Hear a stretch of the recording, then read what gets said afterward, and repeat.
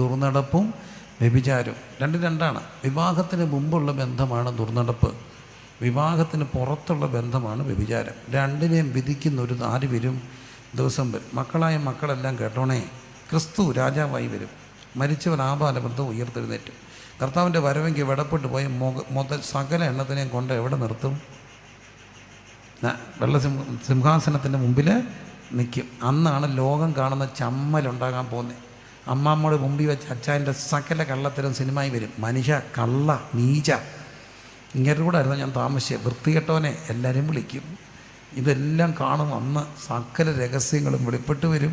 കണ്ടോ എൻ്റെ പൊന്നു പ്രിയനെ, തുറന്നെടുപ്പുകാരെയും വ്യഭിചാരികളെയും ദൈവം എന്തു ചെയ്യും? ന്യായം വിധിക്കും. മറക്കരുത്, ന്യായം വിധിക്കും. അടുത്ത്, നിങ്ങളുടെ നടപ്പ് ദ്രവ്യാഗ്രഹം ഇല്ലാത്തതായിരിക്കട്ടെ. ഉള്ളത് കൊണ്ട് എന്ത് ചെയ്യണം? തൃപ്തിപ്പെടണം. പിള്ളേരെല്ലാം പറഞ്ഞേ, ഉള്ളതിൽ എന്ത് ചെയ്യണം? ഉള്ളൊക്കെ പറ. ഉള്ളതിൽ എന്ത് ചെയ്യണം? തൃപ്തിപ്പെടണം. ഇച്ചിരി മാർക്ക് കുറവാണെന്നും പറഞ്ഞുകൊണ്ട് തൂങ്ങിച്ചാകാനൊന്നും പോവല്ലേ. ഒരു പരാജയവും പരാജയമല്ല. ഞാൻ ഈ അടുത്തിടയ്ക്ക് +2 മാർക്ക് പോയൊരു കൊച്ചങ്ങ് മരിക്കാൻ തുടങ്ങും, ഡിപ്രഷൻ ഉണ്ടാകുന്നു, അതുണ്ടാകും. എൻ്റെ പൊന്നു മോളെ പേടിക്കരുത്. ഒരു കഥ ഞാൻ അവൾക്ക് പറഞ്ഞു കൊടുത്തു, നടന്ന കാര്യമാണ്. പണ്ടായിരുന്നു മിടുക്കി അവൾ, പ്രീ ഡിഗ്രിക്ക് ഫുള്ള് ഡിസ്റ്റിങ്ഷൻ. എന്നിട്ട് മെഡിക്കൽ എൻട്രൻസ് എഴുതി, എൻട്രൻസ് കിട്ടി. പിന്നെ MBBS കഴിഞ്ഞു, MS എടുത്ത് പുറത്ത് പോയി വിത്തിരി സർട്ടിഫിക്കറ്റും അതും ഇതുമെല്ലാം എടുത്ത്. വയസ്സ് 40 ഇതുവരെ കല്യാണം കഴിച്ചിട്ടില്ല. അവിടെ കൂടെ പഠിച്ചവൾ +2 അന്ന് പ്രീ ഡിഗ്രിയാണ്, തോറ്റുപോയി. ഇംഗ്ലീഷ് കിട്ടിയില്ല, സബ്ജക്റ്റ് പോയി. പിന്നെ ഏതാണ്ടൊക്കെ പഠിച്ചു കുറച്ച് ആൾ. 18 ആകാൻ വേണ്ടി 18 ആയപ്പോഴേ അമ്മ പ്രാർത്ഥിച്ചു, എങ്ങനെയെങ്കിലും എന്ത് ചെയ്യണം? കെട്ടിച്ച് വിടണം. അവളെ കെട്ടിച്ച് വിട്ടു. ഇപ്പം പിള്ളേർ 4-5 സുഹൃത്ത് സംഗമം, പഴയ പൂർവ്വ വിദ്യാർത്ഥി സംഗമത്തിൽ ഇവളും വന്നു, അവളും വന്നു. ഡോക്ടറാ ഇവളും വന്നു. അന്ന് പ്രീ ഡിഗ്രിക്ക് തോറ്റുപോയതാണ്. അവിടെ കൂടെ 5-6 പിള്ളേരുണ്ട്. ഇതെല്ലാം ആരുടേതാ? അവൾ പറഞ്ഞു എൻ്റേതാ. ഇതാരാ? മൂത്താണ്. മൂത്തത് ഇപ്പം എന്താ ചെയ്യുക? അവളിപ്പോൾ എൻട്രൻസ് നീറ്റ് പാസ്സായിട്ട് ഇപ്പം മെഡിസിന് ജോയിൻ ചെയ്തു. മറ്റവൾ ഇപ്പം പല ബ്രില്യൻസിൽ നീറ്റിന് കോച്ചിങ്ങിന് വിട്ടേക്കുക. അവൻ എൻജിനീയറിങ്ങിന് പോകാൻ വേണ്ടിയിട്ടുള്ള ഒരുക്കത്തില്ല. +2 മിടുക്കനാ. അങ്ങനെ 3-4 നിൽക്കുക. സത്യത്തിൽ ജീവിതത്തിൽ ജയിച്ച ആരാ? പ്രീ ഡിഗ്രി തോറ്റതാണോ ഡോക്ടറായതാണോ? പറഞ്ഞോ, പേടിക്കണ്ട. തോറ്റതാ. 5-6 നിൽക്കുന്നേ. മറ്റേത് ഇനിയും ചത്തുപോകും കുറച്ച് കഴിയുമ്പോൾ. ഒരു തലമുറ പോലും കാണുമോ? ഇല്ല. ആരാ ജീവിതത്തിൽ ജയിച്ചേ? തോറ്റത്. 3-4 പ്രസവിച്ച് തോറ്റതൊക്കെ ഇരിക്കുകയല്ലേ. അന്ന് വല്ല ജയിച്ച് പിടിക്കുകയായിരുന്നെങ്കിൽ ഇങ്ങനെ വല്ല ഇരിക്കുകയോ?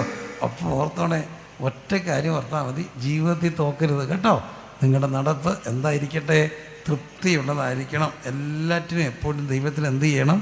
സ്തോത്രം ചെയ്യണം. വേണ്ടേ? നിങ്ങളുടെ നടപ്പ് ദ്രവ്യാഗ്രഹം ഇല്ലാത്തതായിരിക്കട്ടെ. ഉള്ളത് കൊണ്ട് എന്ത് ചെയ്യണം? തൃപ്തിപ്പെടണം. അടുത്തത്, ആകെ കർത്താവ് ഞാൻ നിന്നെ ഒരു നാളും കൈവിടുകയില്ല, ഉപേക്ഷിക്കുകയില്ല എന്ന് അവൻ തന്നെ എന്ത് ചെയ്തിരിക്കുന്നു?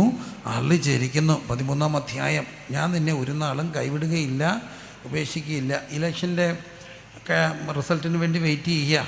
എന്നാലും പറയട്ടെ, എളിയവൻ എല്ലാ ആദരവോടുമാണ് പറയുന്നത്. വ്യക്തിപരമായ രാഷ്ട്രീയ ബോധ്യങ്ങൾ അല്ല എൻ്റെ വിഷയം. ഞാൻ രാഷ്ട്രീയക്കാരനല്ല, ഞാൻ സുവിശേഷ പ്രഭാഷകനാണ്. എന്നാലും പലരുടെയും ഉറപ്പുകൾ കണ്ടു. അതിനകത്ത് ഏറ്റവും കൂടുതൽ ഉറപ്പ് കൊടുത്ത ഒരു ഉറപ്പെന്ന് പറഞ്ഞ ഉറപ്പുമായിട്ട് വന്നത് NDAയുടെ പരസ്യമാണ്. ആരുടെ ഉറപ്പാണ്? മോദിജിയുടെ ഉറപ്പ്. മോദിജിയുടെ ഉറപ്പ്. യൂട്യൂബിലൊക്കെ ഗൂഗിളിൽ സെർച്ച് ചെയ്യാൻ കിട്ടും എന്തൊക്കെയായിരുന്നു ഉറപ്പ്. എല്ലാ ആദരവോടും നല്ല കാര്യങ്ങളാണ്. കുറച്ച് പേർക്ക് റേഷൻ കൊടുക്കും, അത് കൊടുക്കും, തൊഴിൽ കൊടുക്കും. 1, 2, 3, 4, 5 ലിസ്റ്റ് ഇട്ട് കുറേ ഉറപ്പുണ്ട്. ആയിക്കോട്ടെ, എല്ലാ ഉറപ്പും സ്വീകരിക്കുന്നു. അടുത്ത 5 വർഷം ഭരണം കിട്ടിയാൽ മോദിജി ഇതെല്ലാം ചെയ്തു തരും. ഉറപ്പ് പാലിക്കട്ടെ, കിട്ടട്ടെ. എന്തും ആകട്ടെ, രാഷ്ട്രീയം എൻ്റെ വിഷയമല്ല. എന്നാലും എനിക്ക് എല്ലാ ആദരവോടും മോദിജിയോടൊരു ചോദ്യം ചെയ്യിക്കാനുണ്ട്. ഇങ്ങനൊരു ഉറപ്പ് പറയാൻ മോദിജിക്ക് ഒക്കുമോ? ഞാൻ നിന്നെ കൈവിടത്തില്ല, ഉപേക്ഷിക്കത്തില്ല. 5 വർഷത്തേക്കിന് ഞാൻ ഇന്നതെല്ലാം ചെയ്യും. പക്ഷേ എൻ്റെ ക്രിസ്തു പറഞ്ഞത് 5 വർഷത്തെ ഉറപ്പല്ല. ഞാനോ ലോകാവസാനത്തോളം. അതാ ക്രിസ്തുവിൻ്റെ അനന്യത. ഞാൻ ലോകാവസാനത്തോളം എല്ലാ നാളും കൂടെ ഇരിക്കുന്ന ഉറപ്പ് പറഞ്ഞ ക്രിസ്തു. രാത്രി സ്തുതിച്ചേ. ഉറപ്പാ. ആ ഉറപ്പ് ചെറിയ ഉറപ്പാണോ? അല്ല. എന്തുകൊണ്ടാണ് അങ്ങേക്ക് ഈ ഉറപ്പ് പറയാൻ ഒക്കുന്നത്? അവിടെയാണ് ക്രിസ്തുവിൻ്റെ വ്യത്യസ്തത, ക്രിസ്തുവിൻ്റെ അനന്യത നമ്മൾ കാണുന്നത്. ഈ മനുഷ്യർക്കെല്ലാം ഒറ്റയ്ക്കിരിക്കാൻ പാടാ. ഒരിക്കൽ ആദ്യ മനുഷ്യൻ പറയുക, അവനിങ്ങനെ പൂർണ്ണ മനുഷ്യനായി ദൈവം സൃഷ്ടിച്ച മനുഷ്യനെ ദൈവം കണ്ട പിതാവാൻ ദൈവം കണ്ട ഒരു തിന്മയുണ്ട്. അവൻ ഒറ്റയ്ക്കിരിക്കുന്ന എന്തെല്ലെന്ന് കണ്ടു, നല്ലെന്ന് കണ്ടു. അപ്പോൾ അവന് ഒരു ഉറക്കം കൊടുത്തു. അവൻ്റെ അസ്ഥിയിൽ നിന്ന് ഒരു പെൺകുട്ടിയെ എടുത്തു വിലാപ്പുറത്തുനിന്ന്. പക്ഷേ അവന് ദൈവം ഒറ്റയ്ക്കിരിക്കുന്നത് നന്നല്ലെന്ന് കാണുകയാണ്. അന്ന് അവൻ പാടി, ഇവളെൻ്റെ അസ്ഥിയിൽ നിന്ന് അസ്ഥിയും മാംസത്തിൽ നിന്ന് മാംസമാണ്. അവരൊന്നിച്ച് കൂട്ടായിട്ട് പോവുക. മനുഷ്യന് കൂട്ട് വേണം, ഒറ്റയ്ക്കിരിക്കാനൊക്കെ ഇല്ല. പക്ഷേ കാലം മുമ്പോട്ട് പോയപ്പോൾ അവർ പാപം ചെയ്ത് കഴിഞ്ഞപ്പം വീണ്ടും അവർ പരസ്പരം കുറ്റപ്പെടുത്താൻ തുടങ്ങി.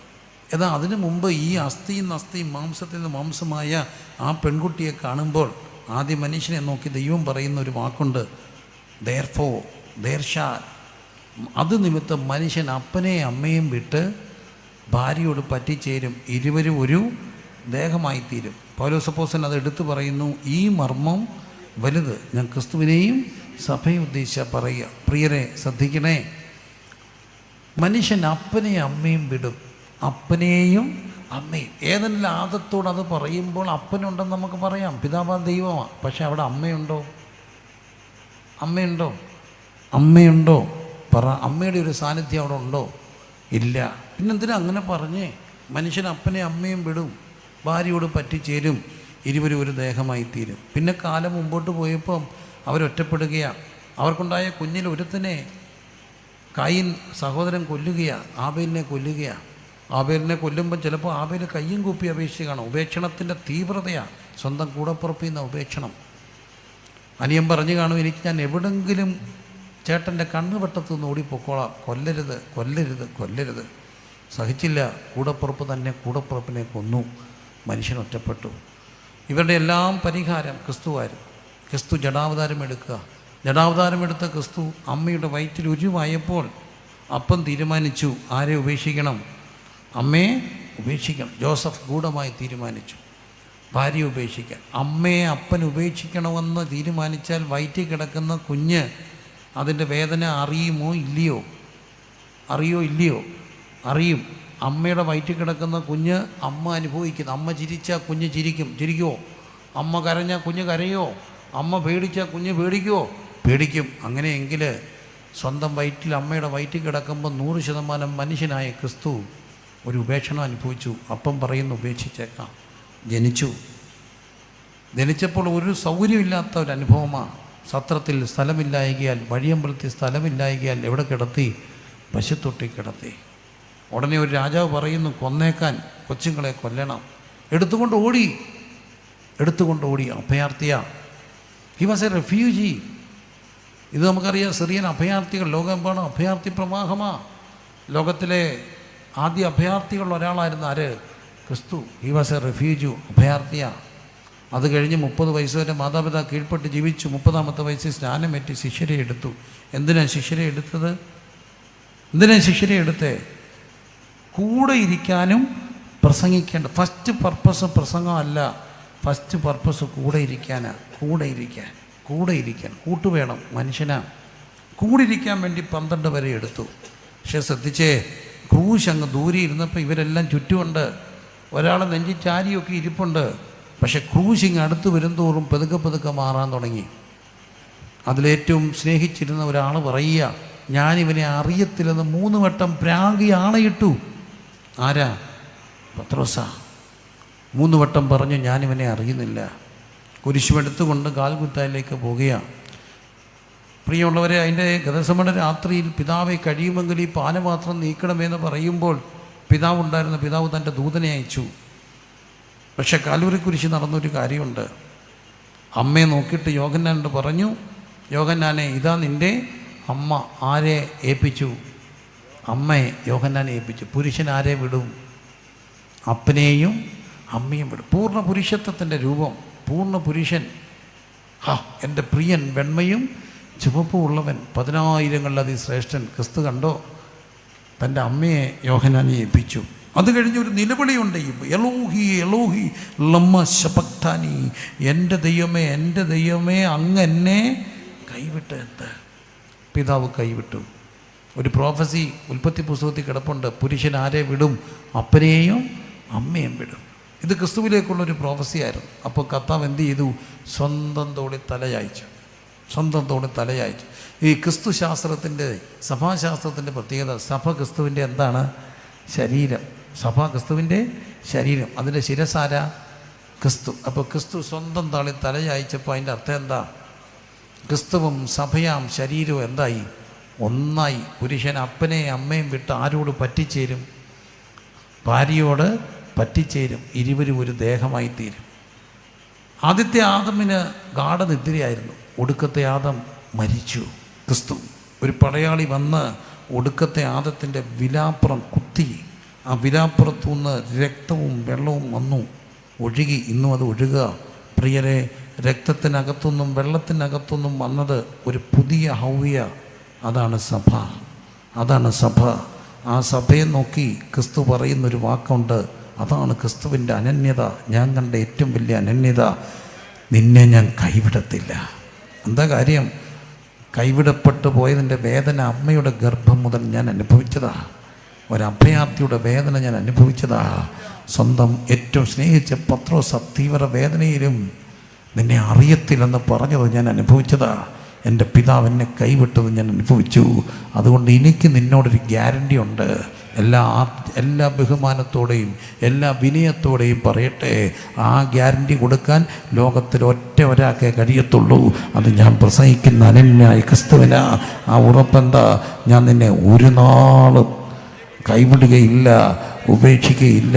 ഞാൻ നിന്നെ ഒരു നാളും കൈവിടുകയില്ല, ഉപേക്ഷിക്കുകയില്ല. ഞാൻ നിന്നെ ഒരു നാളും അനാഥനായി വിടുകില്ലെന്നരുളിയ കരുണാനിധേ, ഞാൻ നിന്നെ ഒരു നാളും അനാഥനായി വിടുകില്ലെന്നരുളിയ കരുണാനിധേ. എൻ കാരം പിടിച്ചാനുദീനം മരുഭൂവി നടത്താമൻ ഉരച്ചവനൊരു നാളും.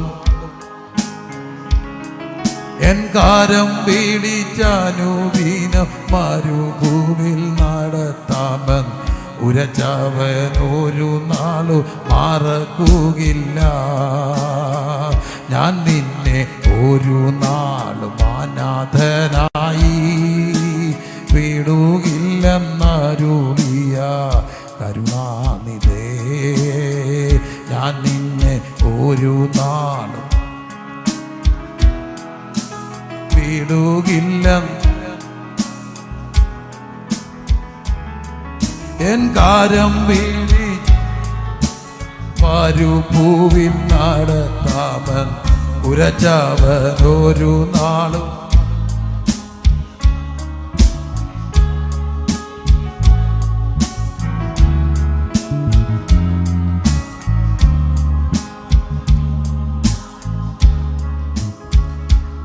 അപ്പോൾ ഇവിടെ ക്രിസ്തുവിൻ്റെ ഏറ്റവും വലിയ ഉറപ്പ്, നമ്മുടെ പ്രിയപ്പെട്ട കർത്താവിൻ്റെ ഏറ്റവും വലിയ ഉറപ്പെന്താ? ഞാൻ നിന്നെ ഒരു നാളും കൈവിടുകയില്ല, ഉപേക്ഷിക്കുകയില്ല. കൺവെൻഷൻ പന്തലാണെന്ന് എനിക്കറിയാം. എന്നാലും അടുത്തിരിക്കുന്ന ആളെ നോക്കി ഒന്ന് പറഞ്ഞേ, എന്നെ കൈവിടാത്തൊരു കർത്താവ് എനിക്കുണ്ട്. കൈവിടാത്തൊരു കർത്താവുണ്ട്. ആ ഗ്യാരണ്ടി പറയാൻ കഴിവുള്ള, ധൈര്യമുള്ള ഒറ്റ നേതാവിനെ കൊണ്ടുപോവാ. ഞാൻ നിന്നെ ലുകാവസാനത്തോളം എല്ലാ നാളും ഞാൻ നിൻ്റെ കൂടുണ്ട്. ഞാൻ നിന്നെ ഒരു നാളും അനാഥനായി ഷബല ഹാത്തുനി റിഖന. ഞാൻ പ്രസംഗിക്കുന്ന, ഇവിടെ പ്രസംഗിക്കാൻ തീം എഴുതിയ എൻ്റെ ക്രിസ്തുവിൻ്റെ ഏറ്റവും വലിയ പ്രത്യേകത, അനന്യത അതാണ്. അവിടുത്തെ ഉറപ്പ്, ഞാൻ നിന്നെ ഒരു നാളും അനന്യനായി അനാഥനായി വിടുകയില്ല. എനിക്കൊരു കർത്താവുണ്ട്. ഞാൻ അനാഥനല്ലെന്ന് വിശ്വസിക്കുന്നവർ കർത്താവുണ്ട് പറഞ്ഞേ. അടുത്തിരിക്കുന്ന ആളോടൊന്ന് പറ, ഞാൻ അനാഥയല്ല, എനിക്കൊരു കർത്താവുണ്ട്. എനിക്കൊരു പിതാവില്ലാത്തോർക്കു നല്ലൊരു താതനും പറ്റമയെ കവിഞ്ഞാദ്രവാനും. പിതാവില്ലാത്തോർക്കു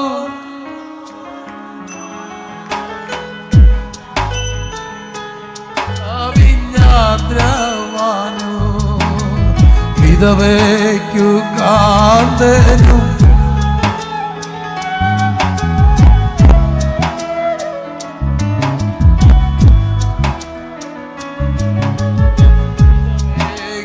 കാത്തനും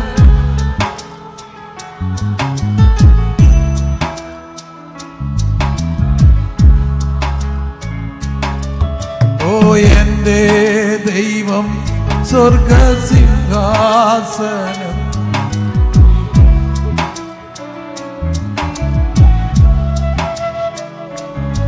ഓ എൻ്റെ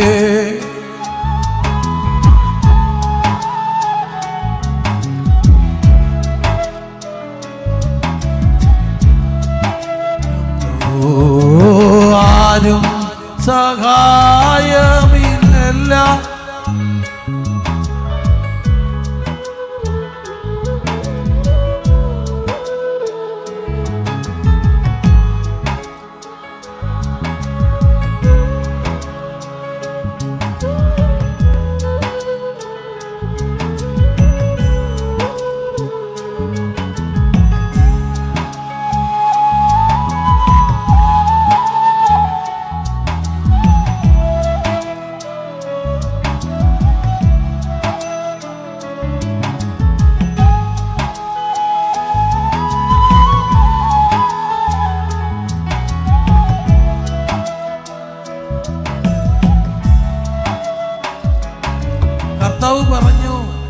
കർത്താവ് പറഞ്ഞു ഞാൻ നിന്നെ ഒരു നാളും എന്ത് ചെയ്യുകയില്ല, കൈവിടുകയില്ല, ഉപേക്ഷിക്കുകയില്ല.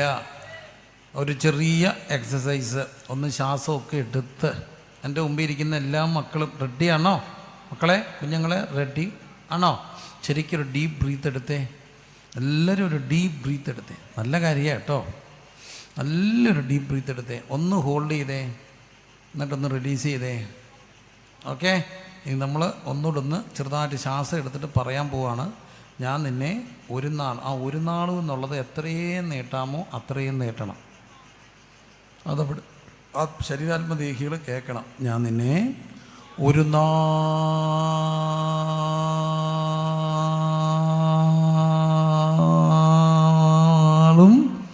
കൈവിടുകയില്ല.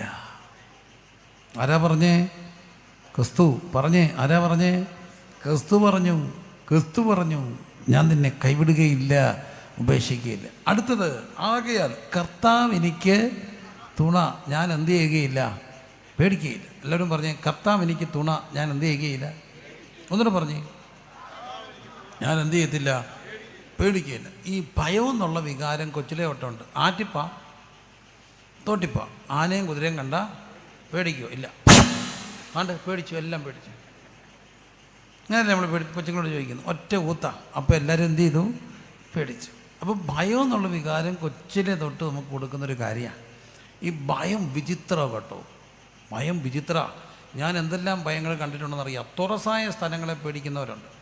ഒരു ഓപ്പൺ ഗ്രൗണ്ടിൽ ചെന്നാൽ മയങ്ങി വീഴും, ഞാൻ കണ്ടിട്ടുണ്ട്. വെള്ളത്തെ കണ്ടാൽ പേടിക്കുന്നവരുണ്ട്, ഇരുട്ടിനെ പേടിക്കുന്നവരുണ്ട്. ബ്ലഡ് കണ്ടാൽ മയങ്ങി വീഴുന്നവരെ ഞങ്ങൾ കണ്ടിട്ടുണ്ടോ? ഉണ്ടോ? ഉണ്ടോ? അങ്ങനത്തെ സ്വഭാവം ഉണ്ടോ? ഇല്ല. ബ്ലഡ് കണ്ടാൽ മയങ്ങി വീഴും. ഇങ്ങനെ എന്തെല്ലാം. മരണത്തെ പേടിയുള്ളവരുണ്ടോ? സമയാമാൻ്റെ അകത്ത് പാട്ട് കേട്ടാൽ അന്നേരമേ അപ്സെറ്റാകുന്നവർ, പോയി കുളിക്കുന്നവരൊക്കെ ഉണ്ട്. ഞങ്ങളവിടെ മോർച്ചറി ഉണ്ട്. രാവിലെ ഇത് വന്ന് ഇറങ്ങിയാൽ പിന്നെ കുളിച്ചിട്ടേ ഇറങ്ങത്തുള്ളൂ. സമയാമാൻ്റെ അകത്തിൻ്റെ പാട്ട് കേട്ടാൽ പേടിക്കുന്നവരാണ്. അങ്ങനെ പല രീതിയിലാണ് പേടി, ഭയം, വിചിത്രങ്ങളാണ് ഭയം. ചില പിള്ളേർക്കുണ്ടല്ലോ പട്ടിയെ കണ്ടാൽ പേടിയാ. അവരെയൊക്കെ പേടി മാറ്റാൻ അവർക്കൊരു പെറ്റ് ഡോഗിനെ മേടിച്ച് കൊടുക്കുക, എന്തെല്ലാം കാര്യങ്ങൾ. ചിലർക്ക് പൂച്ചയെ പേടിയാ, ചിലർക്ക് പല്ലി. അമേരിക്കയിൽ നിന്നൊക്കെ വരുന്ന പിള്ളേർ ഇവിടെ പല്ലി എന്നൊക്കെ പറഞ്ഞ് ഭയങ്കര ബഹളം വെക്കും. പിന്നെ ഒരു ചില എട്ടുകാലിയൊക്കെ തന്നാലോ എന്തോ പേടിയാ. അങ്ങനെ ആകെ പേടിയുടെ ലോകമാണ്. ഇപ്പോൾ അങ്ങ് ഭയം കൂടുക. ഇനി ക്രിസ്ത്യാനികളായ കുറേ വിശ്വാസികൾക്കൊരു പേടിയുണ്ട്. കൂടോത്രത്തെ പേടിയാ. ബന്ധന കൂടുതലും ചെയ്തു. എന്നോട് പിണങ്ങരുതേ. ഇതിനെ ഊതി പെരുപ്പിക്കുന്ന കുറച്ച് ദൈവദാസന്മാരുമുണ്ട്. എല്ലാ റെസ്പെക്റ്റോടും പറയാം. ഈ കൂടോത്രക്കാരൻ കൂടോത്രം ചെയ്യണമെങ്കിൽ ചുമ്മാ അത് ചെയ്യുമോ? ഇല്ല. മിനിമം കൂടോത്രക്കാരൻ്റെ റേറ്റ് 5000 രൂപയാണ്.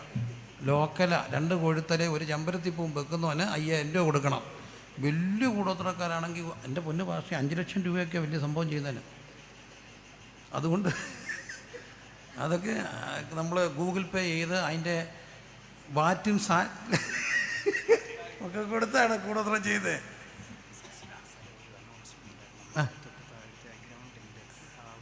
പറഞ്ഞു പറഞ്ഞു. എക്സ്ക്യൂസ് മീ, നമ്മുടെ തൊട്ട് താഴത്തെ ഫ്ലാറ്റിൻ്റെ ഫ്രണ്ടിൽ ഒരു വാഗണറും ഒരു കാറും കിടപ്പുണ്ട്. ആ വീട്ടുകാർക്ക് എയർപോർട്ടിൽ പോകാനായിട്ടുള്ള ഒരു അത്യാവശ്യം പറഞ്ഞിട്ടുണ്ട്. നമ്പർ കൃത്യമായിട്ട് അറിയില്ല. ഒരു വാഗണറും ദയവായി. Thank you so much. Thanks.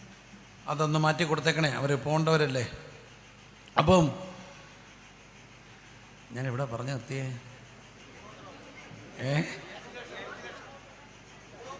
കൂടാ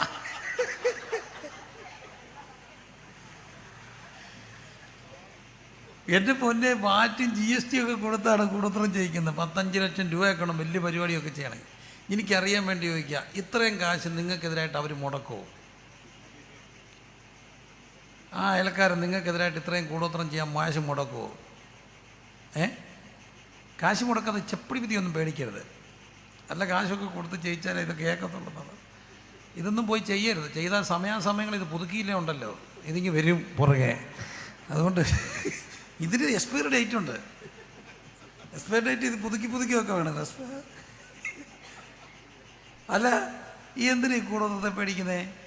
എനിക്കറിയാൻ വേണ്ടി ചോദിക്കുക. ചുമ്മാ കൂടോത്രത്തെ ഒന്നും പേടിക്കരുത്. അല്ല, കൂടോത്രം ചെയ്താൽ എന്തോ പറ്റും? ഞാൻ അഹങ്കാരം പറയല്ല. എൻ്റെ ഈ പ്രായത്തിനകത്ത് ഞാൻ ഭാര്യ കൂടോത്രത്തിന് കയ്യും കണക്കില്ല. അവരെ പറഞ്ഞു അവിടെ കുഴിക്ക് ഇവിടെ കുഴിച്ച് എൻ്റെ ഇടപാട് തെറ്റി. ഇപ്പം ഞാൻ കുഴിപ്പ് നിർത്തി. കാരണം ലോകം മുഴുവൻ കൂടോത്രമാണെന്നാണ് പറഞ്ഞത്. ഒത്തിരി കിട്ടുകയും ചെയ്തു. എനിക്കെന്തെങ്കിലും പറ്റിയോ? എൻ്റെ കർത്താവിൻ്റെ കൃപയാ ഇല്ലേ? എൻ്റെ കർത്താവ് എനിക്ക് തുണയാന്ന്. ഞാൻ പേടിക്കുകയില്ല. ക്രിസ്തു ഒന്ന് പറഞ്ഞു, ഞാൻ നിന്നെ എന്ത് ചെയ്യത്തില്ല. എൻ്റെ കർത്താവിനെ ആ കർത്താവ് തുണയാണോ, ഒരു കാര്യം അങ്ങ് ഫ്ലീ ചെയ്ത് പോകും. എന്താണെന്നറിയാമോ? ഭയത്തിൻ്റെ ഇപ്പുറത്ത് നിട്ടിട്ട് വായിച്ചേ. മാറ്റിക്കേ, ഇട്ടേ, മാറ്റിക്കേ. എന്തിനാ കൊച്ചേ പേടിക്കുന്നേ? കർത്താവിലുള്ള ആശ്രയം കുറയുമ്പോഴാണ് പേടി കൂടുന്നേ. കർത്താവിലുള്ള ആശ്രയം കൂടാമോ ഭയം ഇങ്ങനെ പമ്പ കിടന്ന് പോകുന്ന കാണാം. ഞാൻ കണ്ടിട്ടുണ്ട്. ആത്മീയ ശുശ്രൂഷകളുടെ ഭയം ഇങ്ങനെ വ്യക്തികളിൽ നിന്ന് ഇങ്ങനെ വിട്ട് പോകുന്നത് കണ്ടിട്ടുണ്ട്. ഇതിൻ്റെ പിന്നിലൊരു ദുഷ്ടാത്മാവുണ്ട്, ഭയത്തിൻ്റെ ഒരു ദുരാത്മാവുണ്ട്. കർത്താവ് വരാമോ? കർത്താവ് ഹൃദയത്തിൽ സ്വീകരിക്കപ്പെടുമ്പോൾ ഒരു കാര്യം ഉറപ്പാ, ഭയത്തിന് പിന്നെ അവിടെ ഇരിക്കാൻ ഒക്കത്തില്ല. കരമടിച്ച് സ്തുതിച്ചേ, കർത്താവ് എനിക്ക് തുണ, ഞാൻ പേടിക്കുകയില്ല. സ്വോത്രം സ്വോത്രം സ്വോത്രം സ്വോത്രം സ്വോത്രം സ്വോത്രം സ്വോത്രം. കർത്താവ് എനിക്ക് തുണ, ഞാൻ എന്ത് ചെയ്യുകയില്ല, പേടിക്കുകയില്ല. ഭയപ്പെടരുത്, കർത്താവുണ്ട്. അടുത്തിരിക്കുന്ന ആളുടെ കരം പിടിച്ചെന്ന് പറഞ്ഞ് എനിക്ക് കർത്താവുണ്ട്, ചുമ്മാ പേടിക്കൊന്നും ചെയ്യരുതെന്ന് പറ. ധൈര്യമായിട്ട് പറ, പേടിക്കരുതെന്ന് പറ. കർത്താവുണ്ട്. ഉറപ്പാണോ? സ്വോത്രം പറയാം.